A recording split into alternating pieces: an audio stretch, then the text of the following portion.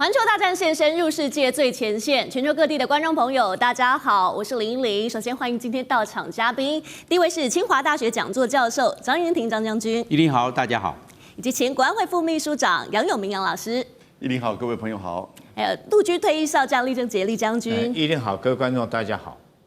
好，观众朋友们，今天要首先来聚焦的是美中两国元首即将要举行的川习会，现在时间确定了，就是在10月底韩国 APEC 会议期间。好，那除了美中之间的议题，其实这一回的主办国韩国，它现在也有很多的棘手难题要解决。在今天的节目当中呢，我们会一一的带大家来了解。那首先我们有几个火线话题要带大家来讨论。透过图卡上，您看到今天的火线话题，首先是美中之间的大豆战争，中国会出手救美国农民吗？还有再来是美韩之间的关税协议，韩国会不会吞下川普要求的3500亿美金的现金投资呢？还有最后是这个中韩关系，李在明会不会弃美投中呢？在今天节目当中都会带大家了解。好，首先要来关注到的是川习会前这个大豆的问题了，因为呢，川普昨天发文，他说会在这个会上直接跟中国来施压，说就是要买美国的大豆。那您从图卡上看到，美国财长贝森特也说了，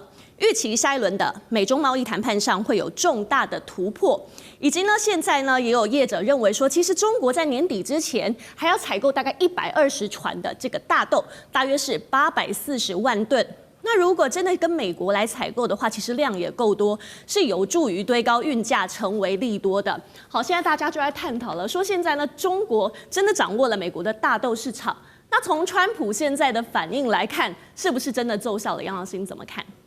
在今年的2月跟3月，分别美国对中国大陆实施芬太尼关税，每月增加10%，所以加起来20%的芬太尼关税。它同时也对加拿大跟墨西哥，这个时候中国大陆就对美国的农产品以及相关的产品产生反制。那这个反制呢，中间涵盖了大豆的关税。所以到了5月之后呢，其实美国要出口关税大豆到大陆去的话呢，大概平均已经来到37%的关税。那使得事实上本来美国出口的关税大豆就比南美的特别是巴西还有阿根廷高了20%。所以你这个20%再加37%，就几乎在5月之后，中国大陆进口的大豆里面就没有美豆了。好，那另外我们看到美国的大豆的产业在中西部大概有差不多18万户这个农户在做这个大豆这个事情。那可是呢，它生产的大豆将近有60%呢是出口，有将近40%是自己留着用。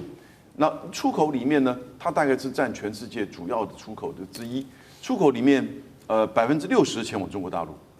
那全世界而言呢，中国大陆也是占全世界大陆的就是生产量的30%。所以因此，中国大陆它如果进口这个改变就是这个国家的话，就不只是对这个国家，也会对整个黄豆、大豆的这个价格产生严重的影响。我们看到，在2023到2024年，就23年的9月到24年的8月，中国大陆从美国进口2500吨的大豆。那美国当时第2个出口的对象是欧盟，只有490吨。所以你看，就整个这个比例以及美国的价格比较高，所以说这个问题其实真正不只是说是中国大陆拿大豆来去反制美国，是美国先用关税战。然后呢，中国大陆用这个大豆来去回敬你。那现在大家谈的情况就是，贝森特，如果你这个芬太尼如果不降，或者是其他的关税如果不降的话，那你要中国大陆去买大豆，其实你可能就面临到这是他的一个反制的政策。那同时，也就是说，大陆这边如果还跟你买，你还是用这样子的一个这个价格，再加上关税的话，那至少多个50%。那对于进口大豆，大豆是做什么？大豆油。还有大豆粉，那尤其是大豆粉是特别在一些饲料上面跟玉米、其他的一些混合做饲料，从养猪到养牛、养鸡这些，因此它其实是蛮大宗物资的一个项目，重要的项目。所以这个里面它的价格的变动就会很敏感。所以我是觉得这个时候美国自己本身要思考对中国大陆的贸易制裁、芬太尼这些问题，然后呢再去跟中国大陆去谈，这是一个对等的。那因为牵扯到就是这个影响的层面很广民生的物资嘛，对美国也是民生物资，对中国也是民生物资。但是呢，对美国而言，它现在变成选票压力。那川普就自己本身要去思考，你对中的贸易制裁政策呢，是不是要更加的弹性呢？是杨老师的分析非常精辟，但是我想追问一下杨老师，您的专业在外交谈判上，因为川普我们知道他过去放了很多的狠话嘛，但是其实实际上兑现的蛮少的。那这一回他直接说要跟中国施压，会不会又是狼来了？施压当然呢，这个是表面上要对美国要讲出，哎，我是一个有能力的总统，但是对中国而言，你对我施压，那你已经对我施压了，因为你对我贸易制裁，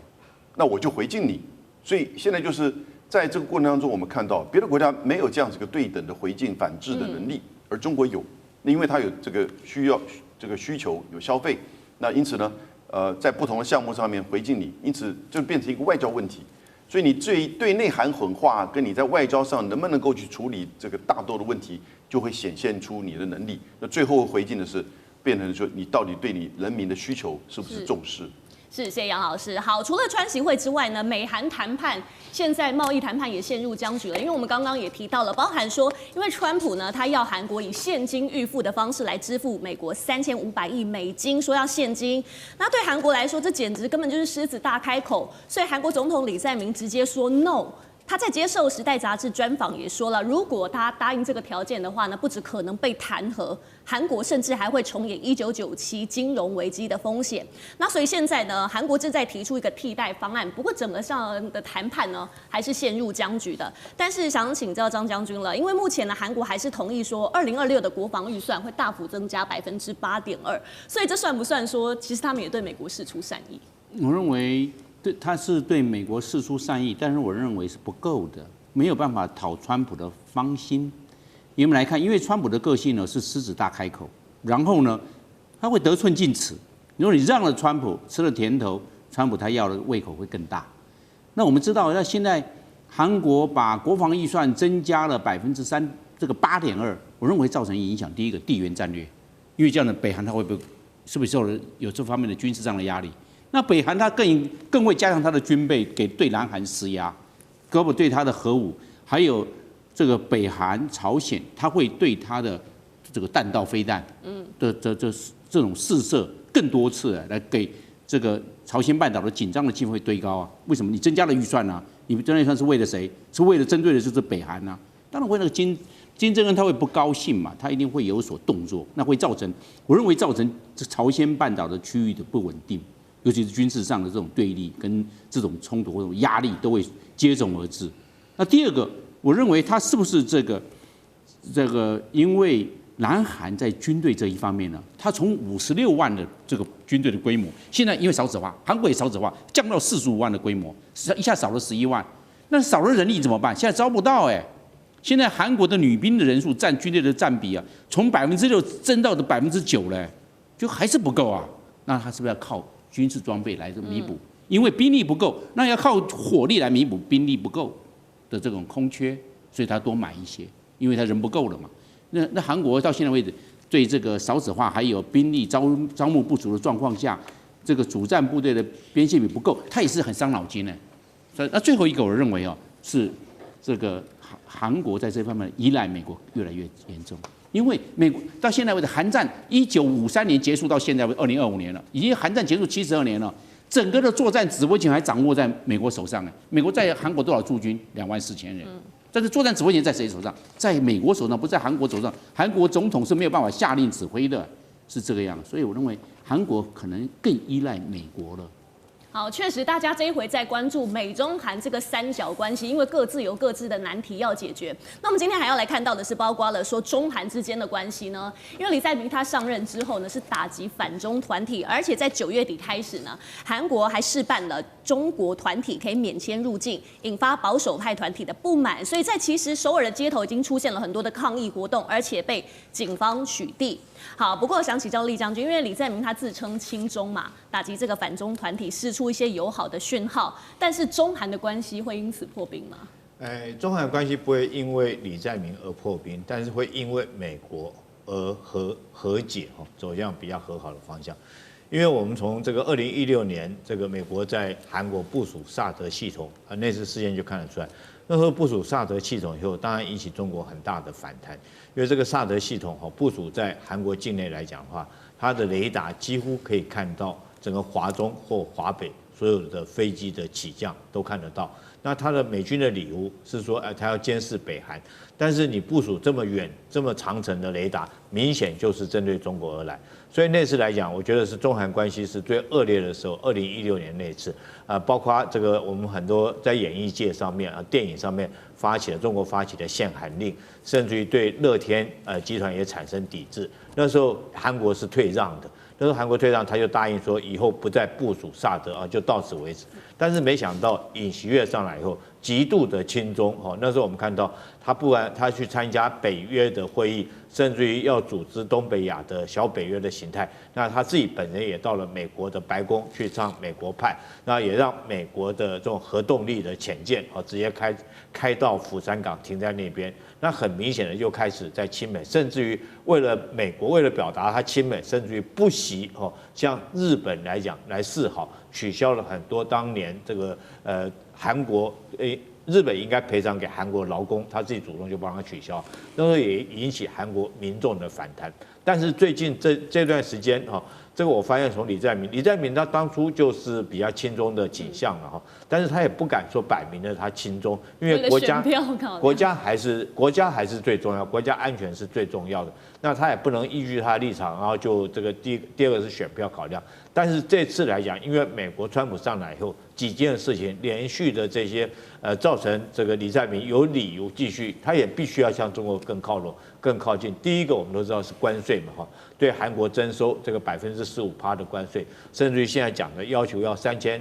亿美金的这种投资。另外来讲，在国家安全方面、驻军方面，美国也提出很多让韩国没办法、老百姓都没办法接受的理由，譬如说是他要求要美军在那边部署弹性。什么叫部署弹性？就是一旦讲明了，就是台湾如果有事的话，没有他驻韩美军可以来支援台湾作战。但你要知道，驻韩美军是韩国在养的，我养你，结果你跑去帮别的国家打仗，那你跑去别的地方打仗以后，万一北韩趁这个时间来对我实施攻击的话，你美军又跑掉，那我韩国怎么办？那你这个你在我这国家里面，对吧？我供你吃，供你喝，供你穿，结果你打仗你跑掉，老百姓不能接受。那川普除此之外，还要求龙山营区，大家记得吧？所以那块土地要割让给美国，他不是说是要租借他整块土地要给美军让美军在东南亚具有一个最大规模的军事基地。我想这些种种来讲不管是关贸或国家安全关税了，或者是国家安全，会造成韩国民众的反弹。所以我觉得李在明在这种状况下，让他有机会更加的亲中。地缘政治、内中之争、战略价值、强权崛起、小国生存，现在与未来洞悉事件走向，掌握世界脉动，全球观点尽在环球大战线。最近呢，美军内部真的可以说是乱象四起啦。先是之前川普召回了800名的将领，然后把大家挤在一个小小的座位上，大家在媒体上都有看到那个画面。然后这个赫格塞斯呢，当众就点评这些将领，说他不想要看到肥胖的将军，不要看到留着大胡子的人，甚至还放话说，那不满意的话就走人。结果4星上将美国空军全球打击司令这个布希尔，他就立刻说，那他要退役。整个是冲击到了高层，还有冲击到整个美军的士气。而且更离谱的是，您从图卡上看到，这是美国国防部长赫格塞斯，他现在说要推行大规模的测谎，针对呢这5000名的现役跟文职人员，通通你都要签这个保密协议，而且说是会随机测谎。好，这个消息出来之后呢，很多的退休官员跟法界的人士就开始批评了，说你这个主动背后的目的是不是在制造恐惧，还是你是要强化忠诚，为了就是打压异己呢？我们今天要来探讨。但是很讽刺的是，您从图卡的左下角还可以看到这个画面，这是今年4月份曝光的画面。当时呢，赫格塞斯被爆料说，他把美军3月份对这个也门空袭的细节透露给自己的家人。好，李将军想请教您了。军人最重视的就是荣誉嘛，但是他现在这种行径，将领们真的可以吞得下这口气吗？当然吞不下去啊！你知道美军跟我们这个国军一样有3大信念国家、责任跟荣誉这3大信念。所以国家来讲的话，这次来讲，川普进入会场叫大家鼓掌，这就不对。你知道美军来讲，它有一个很优良的传统，那总统到达任何一个场所会议里面，文职人员会起立鼓掌，但是有一群人永远是坐在那边不起立也不鼓掌，这群是军人，因为他效忠的是国家，而不是你一个总统，也不是你一个党派，这是国家观念。第二个，荣誉是军人的第二生命。那你赫格塞斯，你讲的话很明显的是在羞辱军人。第一个，你讥笑这些军人，这个又胖又留胡子，不修边幅，直接当众说，这个当众这样羞辱，那甚至于你要这些军人来讲去签相关的保密这个协议，甚至要去做测谎，这个摆明很明显羞辱。我就是不信任你才会叫你去做这个测谎嘛。当然，军人一定是保密是军人的天职，每一个人都要有这种认知，你才可以当军人。那我也不讳言，美军里面有没有一些这个泄密者，当然也一定有。那就是考验你自己国防部你的保防的系统的能力，而你不能说是把每一个都当贼来看，是吧？就我相信中间如果说就像是有1、2个这种所谓的老鼠屎来讲的话，那是你自己国防部长责任，你要把这2颗老鼠屎你找出来，你不能把所有人都当贼看。你先叫大家去接受测验来讲的话，是我也不能接受啊，就是你把每个人都当贼来看哈。但是话又说回来，我觉得赫格塞斯这番话里面哈，也透露一件事情，就是美军真的是很散漫到极点。他会讲说胖子，代表说美军真的是很胖。那为什么会胖呢？当然，你可以说现在作战来讲的话，靠的是科技作战，靠的是无人机等等系统作战，而不是在拼体力。可是你要知道，战场上面永远那种基层来讲，第一线作战官兵，他体力还是非常重要的。所以以前我们印象中，不只是我们国军，比我了解的美军，他们每次都在什么时候跑步，你知道吗？都是中午的时候跑步。他们营区里面都在中午的那个时候就在那边，他吃个汉堡以后，他们就在那边跑步。所以那时候美军，你看每一个这个陆战队官兵，大家看电影就会看到，陆战队官兵他一定是理个小平头，那个头发理到这边来，整圈是理剃的光溜溜的哈，那代表精神跟象征。但是我很讶异，说是如果由赫格塞斯嘴巴讲出来，是不是美军他们所谓的这种勇敢彪悍以及服从守纪的精神已经沦丧丧失，而且沦于一种养尊处优，不然的话怎么会有这么多胖子呢？你知道美军这个军人来讲，高阶指挥官哈，当然他不用去这个战场上面去冲锋陷阵，但是你自己本身要带着部下以身作则嘛。军人经常讲的一句话就是看我的跟我来，有我在，对不对？那如果说这个当一个将领，你跑不赢别人，对不对？那你的连长就不跑了嘛，连长不跑，那个兵就不跑了嘛。这东西，那第一线作战的兵他就没有体力。我在这边也讲一件事情，当年这个郝柏村当总长的时候，也在我们陆军办过一次将级的体能测验后，然后那时候叫所有将级回到陆军官校去那边跑500障碍干嘛？那时候有一些比较这个体能比较弱的，就真的当场就被淘汰了。所以说这个那我自己本身来讲也是如此。我升到少将以后，一样这个要回到我们步兵学校，因为我是步兵的，要回到步兵学校去做体能测验，然后从3000公尺跑步到单杠到伏地挺身、仰卧起坐都要测。那来测的是谁？是体干班的士官来对我测验，因为体干班他们有他们体能测验的一个标准嘛。那时候我们去测的时候不能带阶级，你知道，因为你如果不带阶级，那兵就那个士官就不晓得你是一个将军，他就会一眼来要求你。那时候我们这个长官是这样要求的。那为什么要这样要求？我觉得是正确的哈。那我认为美军来讲，如果赫格塞斯这个，我们可以从2个角度来看啊。如果说第一个，你不要羞辱人嘛，羞辱人，所有的人都受不了羞辱哈。第二个来讲，是美军自己本身这些将领要检讨。但如果说你真的是过胖过肥，是不是你自己本身散漫太久、养尊处优太久？我觉得美军凸显了很多的现在内部管理凸显很多问题。是这个螺丝松了吗？所以我觉得内部确实是，包括拜登的时候，现在我跟你讲，绝对不相信哈。这个美军里面他们讲究DEI，那就是这个性别认同哈。那有多严重呢？美军居然会花费这个每年大概花240亿到240万美金到840万美金这个价位，在帮什么？帮美军做变性手术。如果说你的性别认同我自己有障碍的话，我就可以去申请性别认同。那你知道每年还要花多少钱去治疗他们的性功能障碍吗？8400万，其中有1半的钱去买威尔刚。所以那你说，如果说一个军队这个如果说是这种样子，光讲就这些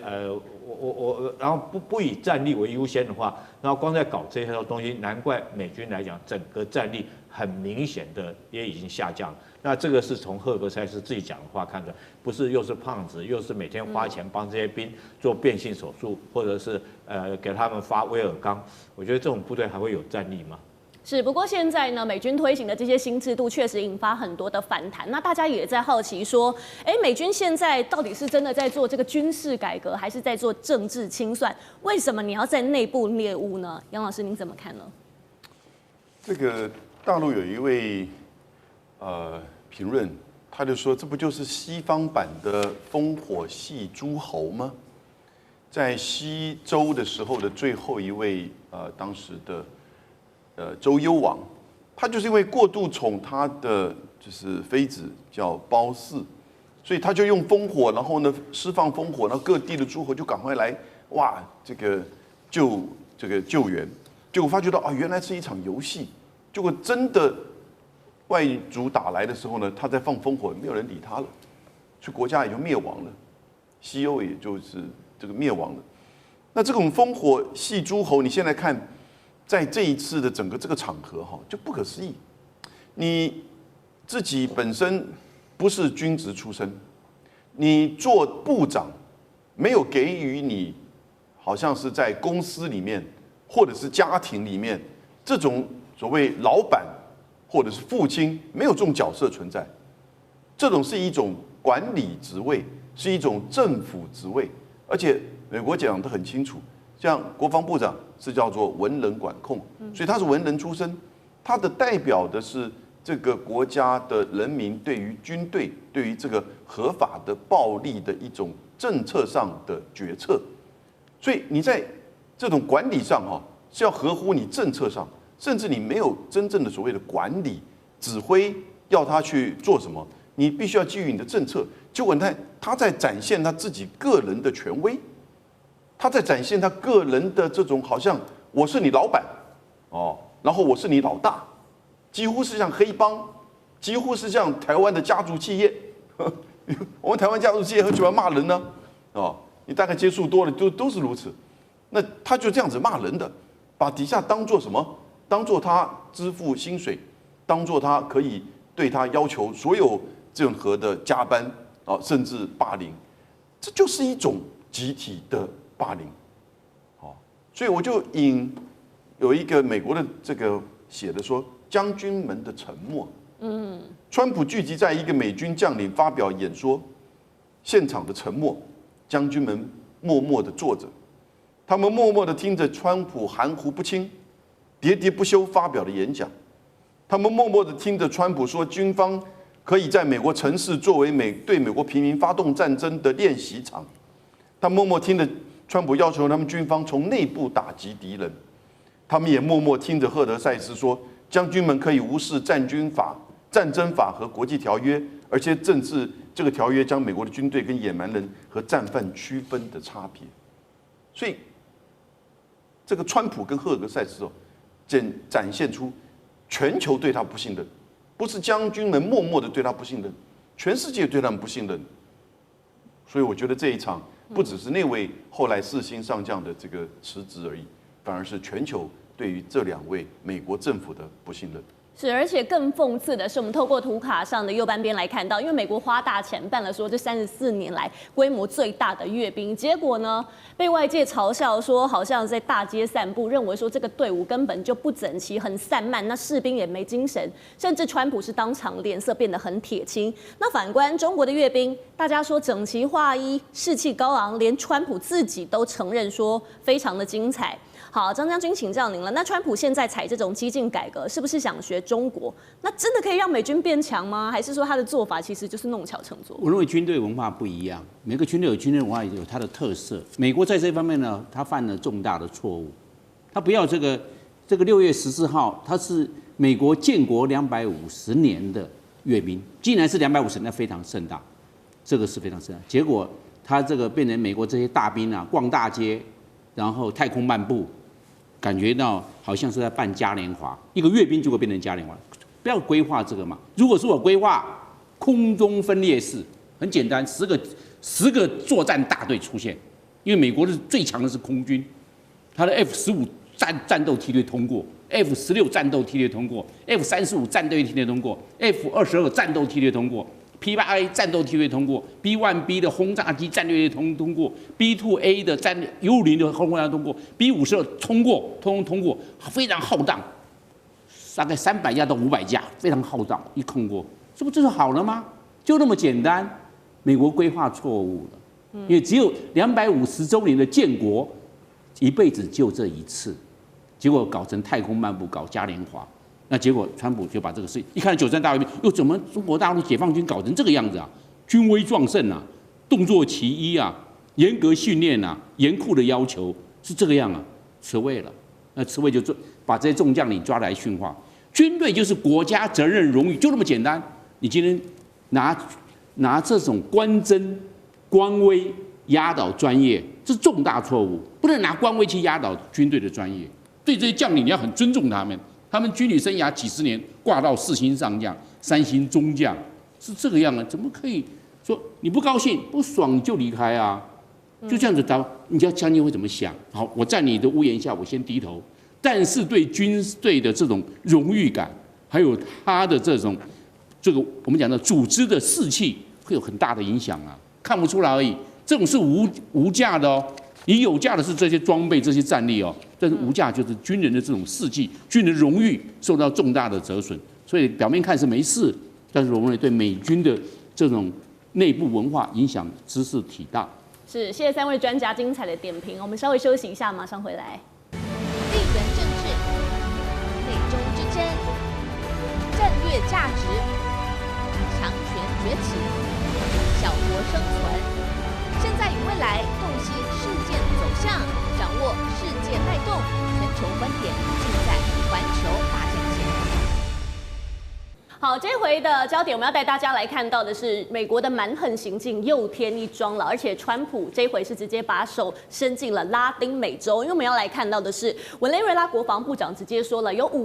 5架美国的战机呢是逼近海岸，认为说这根本就已经不是侦察了，明显就是挑衅的行为。而且呢，与此同时，华府这边也放话说，准备要动用 F-35隐形战机对委内瑞拉的毒品实验室要进行精准的打击。那现在大家就说，你表面上是反毒，但事实上很多人看得清清楚楚，认为说你是用毒品来当借口进行军事干预，甚至很多人说了，这可能是掠夺资源的前奏哦。好，那这5架美军战机，张将军你来看，真的是 F-35吗？那美国是不是会真的用这种外科手术的精准打击进入委内瑞拉？我认为美国在这方面还没有准备够。如果是他靠了这个5架的 F-35进入对委内瑞拉做打击，想用外科手术室达成他战略的企图，认为效果非常有限。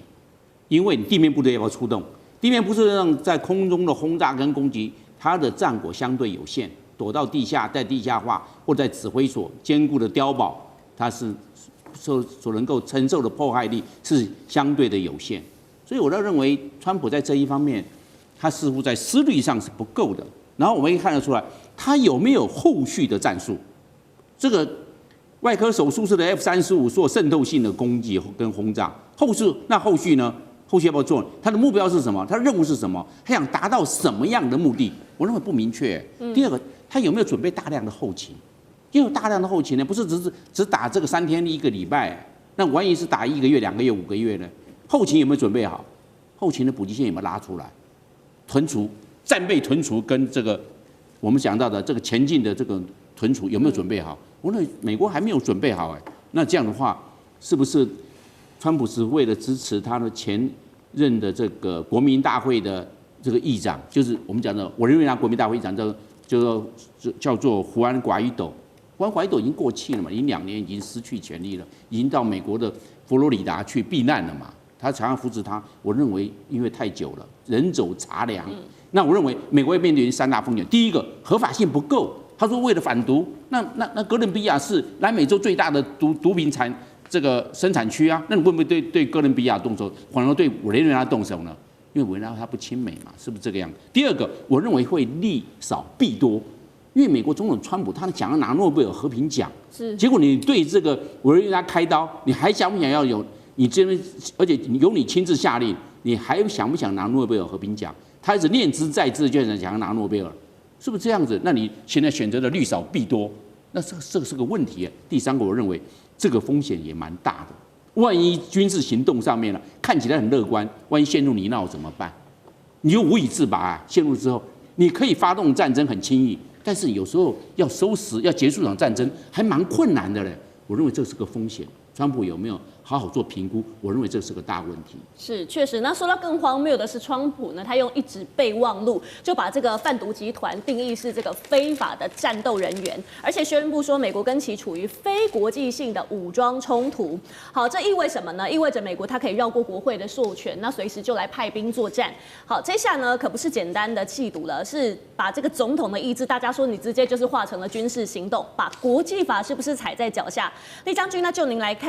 你觉得川普他真正的目的是什么呢？因为大家在讲说，你到底是要打毒枭，还是要借机来干预委内瑞拉的内政？这很明显就是干预委内瑞拉的内政啊。那我们知道，一个国家的武力大概有2个主要的区别，一个是军队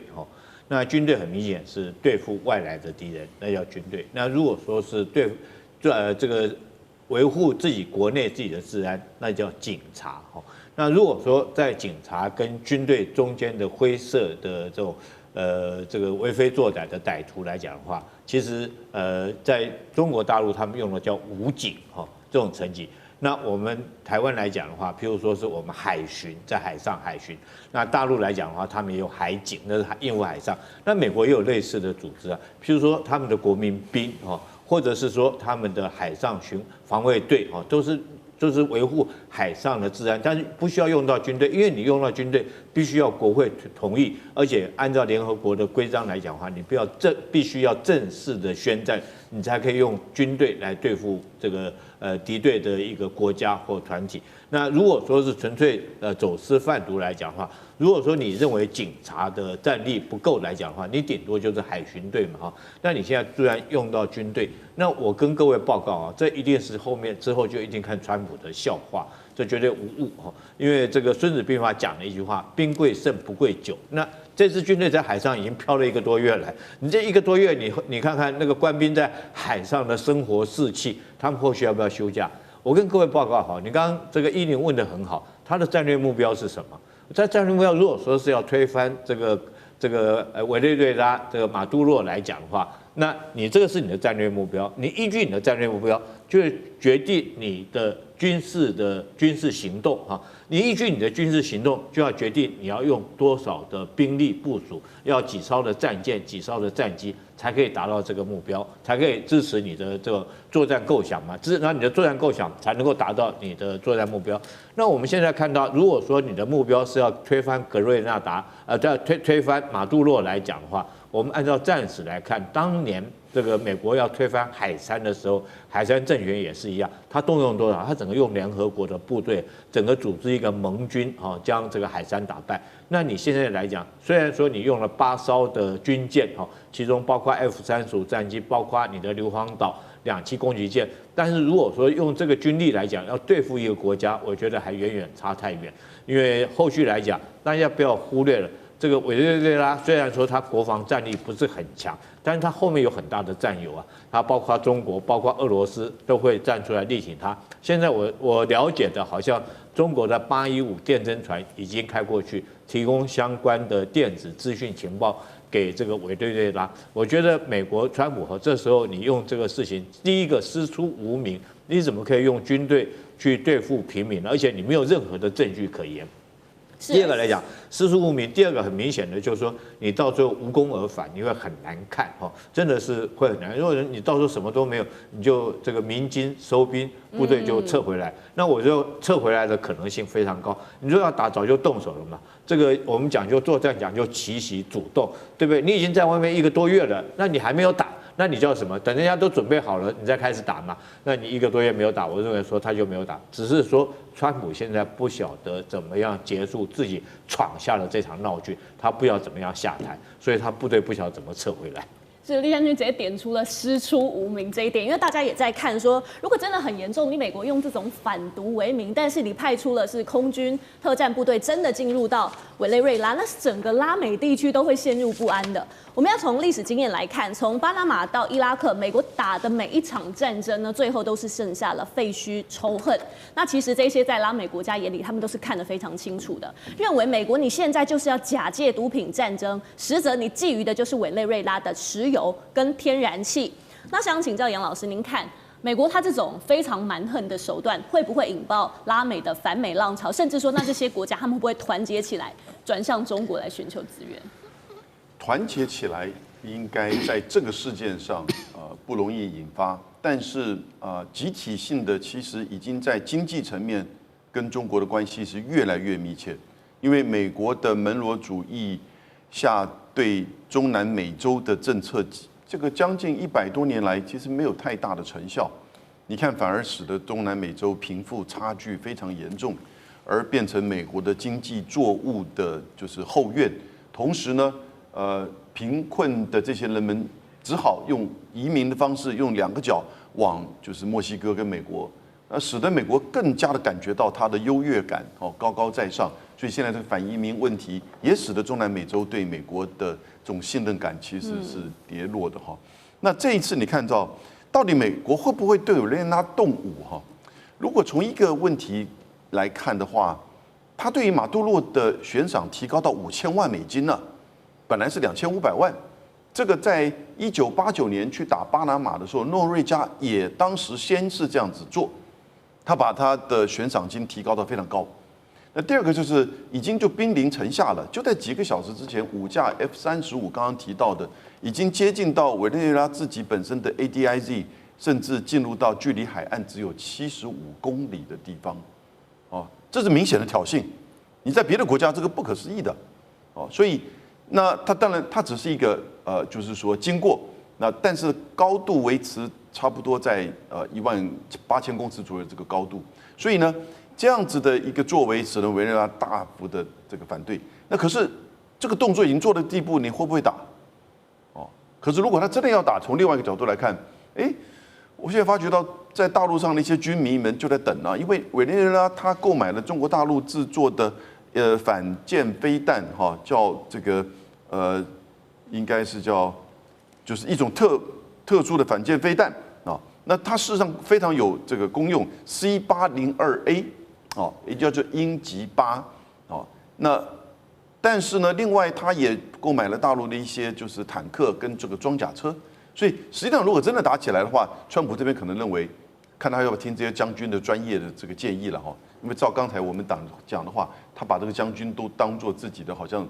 自己家族里面的这些家奴一样，企业黑帮，那这会不会听他们的专业意见？你真的打下去，到时候又落亏，又出现问题怎么办？所以他等于是卡在这边，那不断的用一些威慑的这个效应。那可是其他的，我觉得中南美洲国家在这次事件当中，慢慢的跟美国的确会越来越疏远。不过美国在经济跟军事上的确在这个区域还是主导性非常强。而中国大陆只是在经济政策上协助这个区域的经济发展。可是以国际关系互动来讲，它这种这么蛮横的行径，不会引发一些反美的浪潮情绪上来？民间一定会，但是民间也对于他们内部的这种贫困贫富的差距，然后最近的距离还是往美国去。那现在虽然反移民的措施使得前往美国的移民减少可是呢？我想还是挡不住大家寻求一个比较好的生活，可是，在一般民间社会对于美国应该还是有，就是说对这些如果真的打到委内瑞拉的话，这个反美的情绪一定会高涨的。是，谢谢3位专家精彩的点评，我们稍微休息一下。地缘政治、美中之争、战略价值、强权崛起、小国生存，现在与未来洞悉事件走向，掌握世界脉动。全球观点尽在环球大战线。好，这一期焦点我们要带大家来关注中国这最新一代的舰载战机歼35的最新动态了。因为从画面上你也看到，这架战机呢刚在福建舰完成了弹射起飞和拦阻着舰，而且在隐身的性能上，这一回大家有非常多的讨论。因为呢说这个雷达反射面积据传只有成人手掌大小。还搭配了中国有独有的超材料技术，所以在雷达上几乎是无影的。李将军，因为过去大家都说这个 F-35是老鹰嘛，那现在歼35是不是麻雀呢？那这个是立刻就高下立判了吗？我先说明一下这个战机它的隐身性在空战的时候有多重要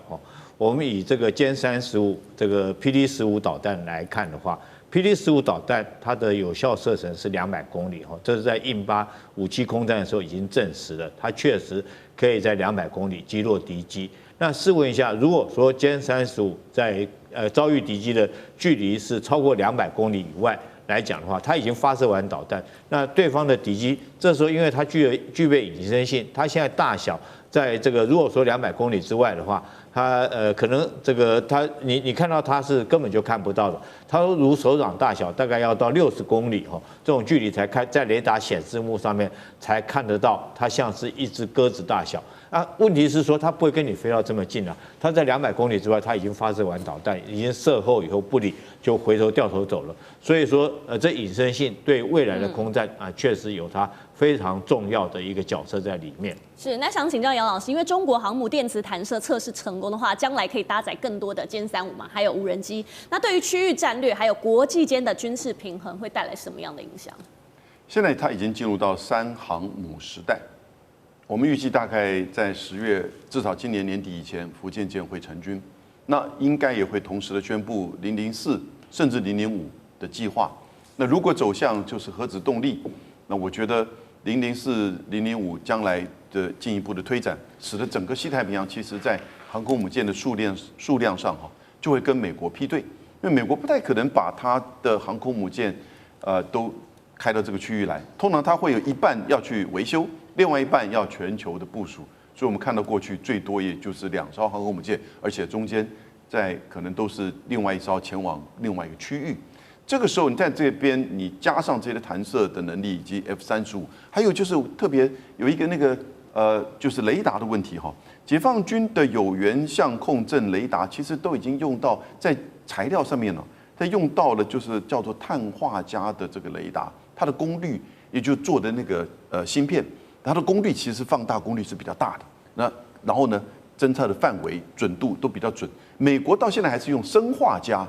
的这样一个雷达。因此，它需要3到5年才能够去替换这些东西。因此，我们就看到在对战期间其实美国不管是在雷达，在整个区域的军事平衡上，我讲的区域是西太平洋，其实可能都会落后中国大陆的。是，谢谢杨老师。好，那说回来，大家最关注的就是这个雷达反射面积比手掌还小。将军，您的专业来帮我们分析一下，那它在实战中的优势到底是什么呢？我认为实战优势，它被人家发现的时间就晚了。那别人的应变就慢了，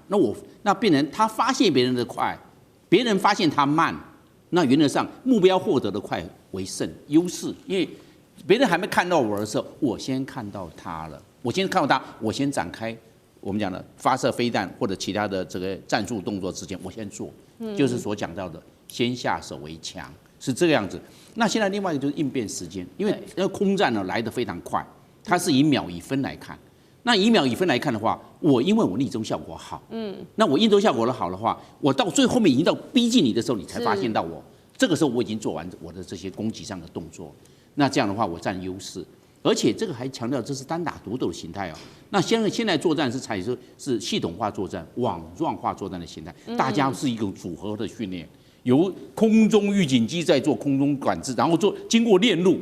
那个飞机到最后变成只是一个载台。它这个载台发射飞弹之后呢，接受这个空中预警机的这个指挥去打那一架飞机，它就锁定，你就只打这一架，另外一个发射个飞弹，你打另外一架，这变成一个，它这个是个载台，空中预警机是空中指挥机，那飞弹是攻击的这些武器都不一样，所以现在跟以前那种单打独斗，大家在那边做空战的狗咬狗的模式，这个已经不符合现在这个空战的一种场景了，而且何况还有空对海的打击，空对地的打击。那逆中战机的话，在这一方面渗透攻击，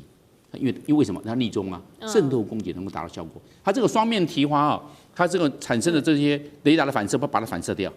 把它吸收掉，并且吸收掉了它的这个涂层而且用的久。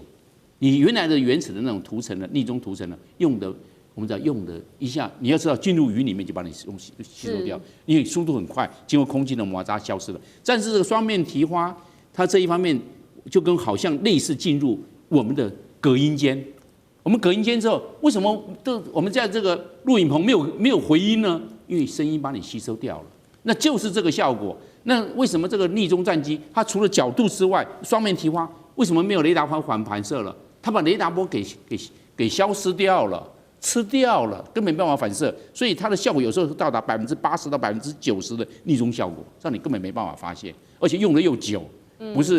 不会受那个云层还有雨啊那个水啊把你洗掉，因为速度很快啊，你看一下速度很快，经过云跟雨啊一洗掉，你又有了。但双面提花它不会，它的涂层会用的比较久，所以在作战效益上，在成本上面来看，它是占了一些便宜。是好，刚刚将军提到这个双面提花结构，它是科学家从3000年前的这个丝绸之法当中的灵感。然后大家都说它的涂层真的很耐操，那真的这么神吗？因为有人形容说它隐身效果可以碾压这个 F-22。那这个 F-22是美国空军所使用的。那现在经过双面提花，最重要的这个角度 ，F-22也是角度，再加上涂层，所以你注意看呢，它那个角度都是怪形怪状，没有很流体力学。那为什么？因为就是为了逆中，再加上涂层，但是经过双面提花，你要注意到它的表面你这样看不出来，你静静的看，因为雷达波它那个我们知道这个都普勒雷达的波，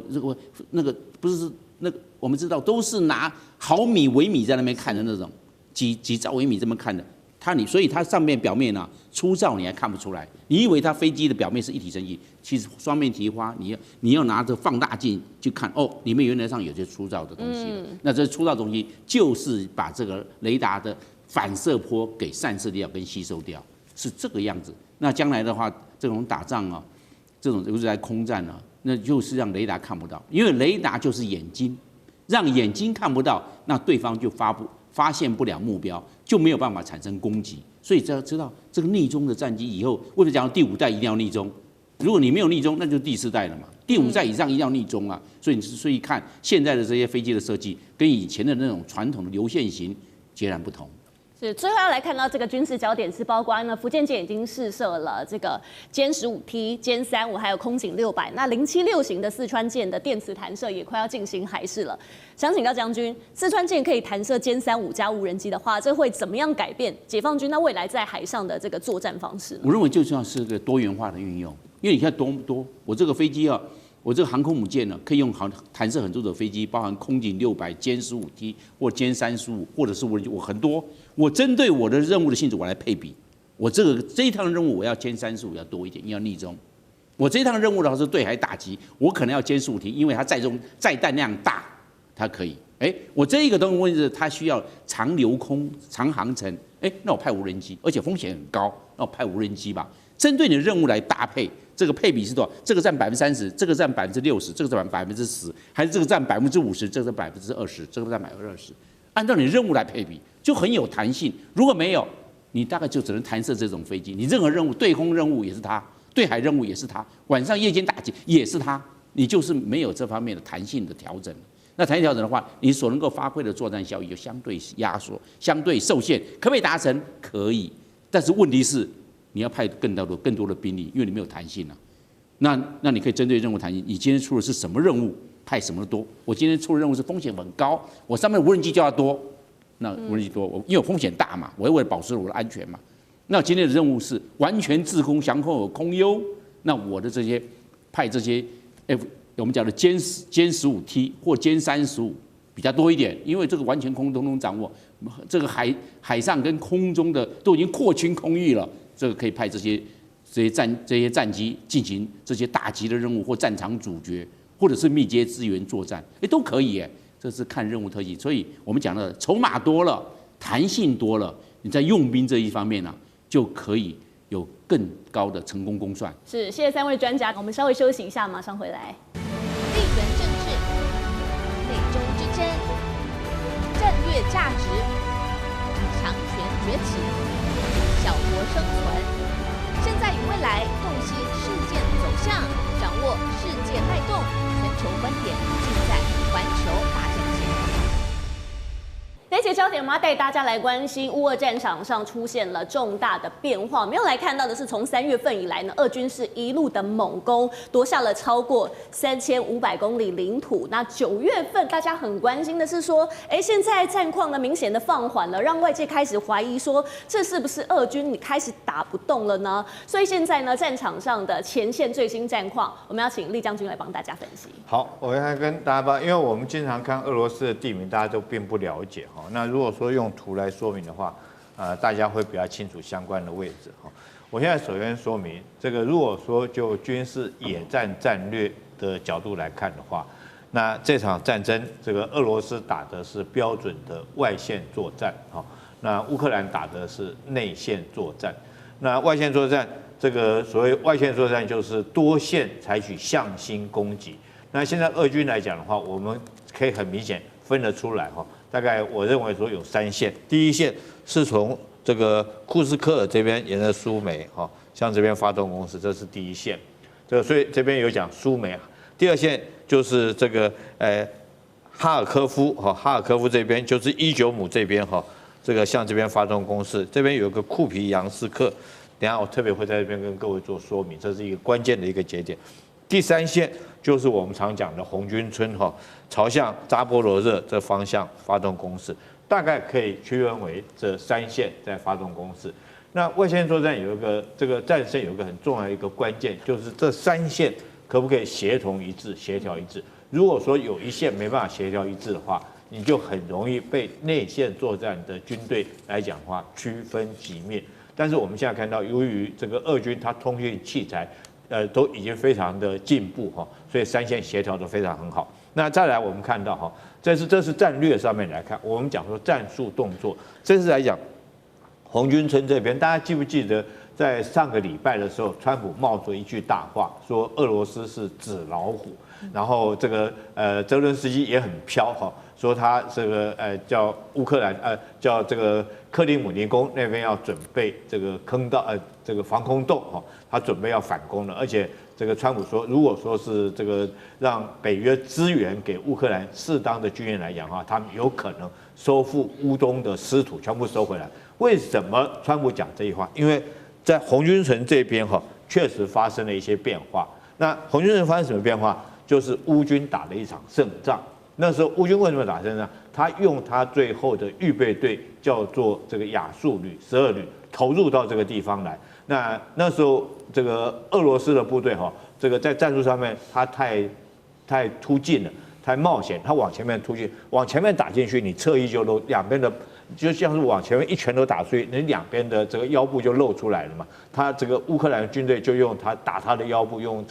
这个亚速旅去打他腰部。所以这边来讲，他确实是收复了300平方公里的土地。那另外来讲，但是没想到这个时候哈，所谓外线作战的诀窍就在这边，他把他这个我讲的亚速旅战略预备队吸引到这边来之后，我故意漏一个破绽让你吸引到这边，结果没想到在库皮扬斯克这边。俄军采取了攻势，而且夺取了这个城市。库皮扬斯克是一个什么样的城市？它中间有一条河，那你必须要渡河，渡河攻击很难的。你这个击敌于半渡嘛，那你要完整的渡河，建立滩头堡之后，你后续的战援这边物资要运过去，所以这个俄军原来一直被挡在这条河的这种东岸这边。那现在来讲，他把这个亚速旅吸引到这边，他这边就攻过去，攻过去以后，很快的，他即将会这个攻占伊久姆。所以为什么我们说9月份不是没有打动，不是减缓，而是他把这个地方我让出来，这个军队作战不以一城一地得失为胜负，我把这地方让出来，吸引你部队，吸引过来，我从这边采取攻势。他除了这边采取攻势之外，另外在哈尔科夫北边沃尔昌斯克这边也采取攻势，所以我觉得这个我们特别要讲哈，俄军在战略跟战术上面运用确实是配合得非常好。我这边将你部队吸引过来，我就从另外一个方向这个发动攻势夺取过去哈。那现在来讲的话，普丁又签了13.5万人的征兵力。我认为来讲，现在这个时间点哈，现在我们讲的这个10月底的时候，刚好是乌克兰的翻江期。翻江期是不适合大军作战的，因为你会陷在泥淖泥泞里面。但是如果说是到了11月哈，土地下雪结冰以后，土地结冻之后，我相信这个普京会继续加大它的攻势，因为它现在很明显已经在征了13.5万人的兵力部署在这边，那可能这个等到它控制最后节点，现在来讲的话，西方已经说这线已经是他们讲说是新的这种顿巴斯防线了。但是这是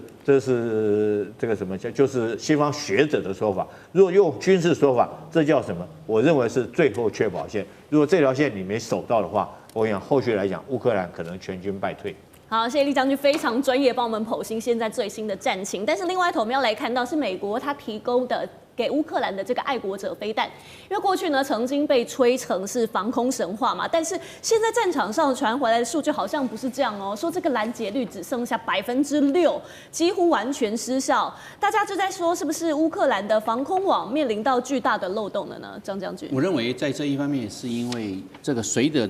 俄乌战争的这个递延之后啊，这些乌克兰来自于获得西方的这些装备呢，它的电站频谱、电子频谱、电子参数啊，被俄罗斯啊这一方面中整完毕，收集了，有大数据的，有资料库了。你就是这些几个频道，你这个是 X 段的，你是 L 频段的，你这是 S 频段还 K 频段，都很清楚。你这样子的话，越打到最后面，拦截率成功率越来越差，因为电子战的惯性呢，电子战惯性被俄罗斯摸透了，你就是这个样子。那这一个俄罗斯的这些飞弹呢，就可以做一些应对，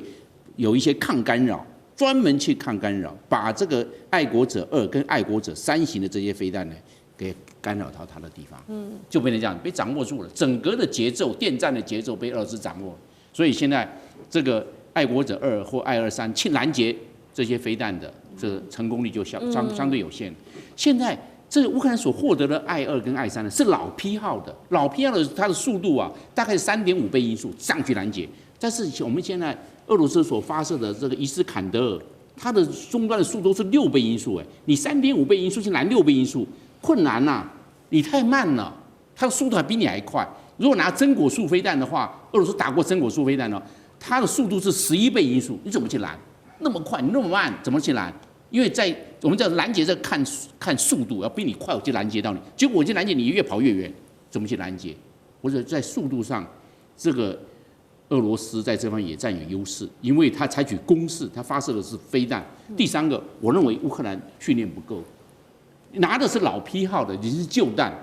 因为新弹不会给。爱国者3已经到第3代了，第3代的它的速度是可以达到6倍音速哦，第3代，但它拿的是3.5倍音速，老批号。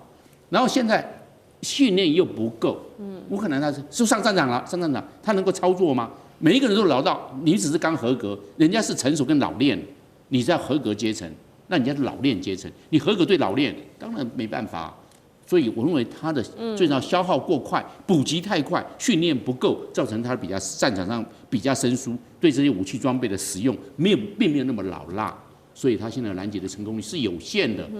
俄罗斯在这一方面可能也收集了大数据。原则上，这些电子参数、电子的频谱不外泄的，因为这都是极机密。打仗的时候，如果一泄之后，那我们赶快做调整，因为已经被人家掌握了，所以他都保密不分享，自己弄不到。结果